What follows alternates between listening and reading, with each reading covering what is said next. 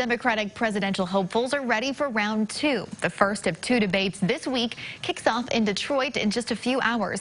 Karen Kafa is there with the very latest on what to expect tonight, from the long shots to the top-tier marquee matchup. A lot of Democrats have been waiting for this. Bernie Sanders and Elizabeth Warren sharing the same debate stage. But those looking for some sort of dramatic showdown between the two progressives may be disappointed. The real sparks may fly from the outer edges of the stage.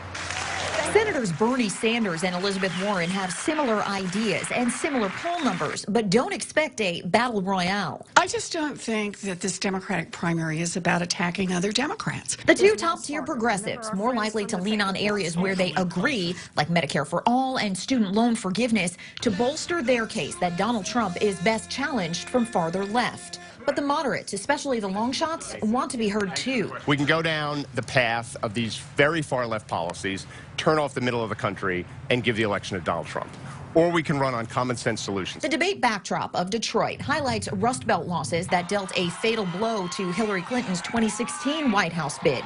Pete Buttigieg has been talking up his Midwest roots. Our part of the country, I think, is where so much of the key to winning the presidency and moving the country forward lies. Buttigieg may have to balance that geographic appeal tonight with fighting fire from Beto O'Rourke, who has seen his polling and fundraising numbers disappoint as Buttigieg has been on the rise. I'm really thinking through how on a very crowded stage with really talented candidates, we can stand out. Both vying to emerge as a younger party voice with three top contenders, 70 or over. And in addition to Buttigieg and O'Rourke, Warren and Sanders and John Delaney, who you saw in the piece, tonight's lineup includes Tim Ryan, John Hickenlooper, Marianne Williamson, Amy Klobuchar, and making his Democratic debate debut, Montana Governor Steve Bullock, adding the voice of a Democratic governor from a red state to this mix. In Detroit, I'm Karen Kafa.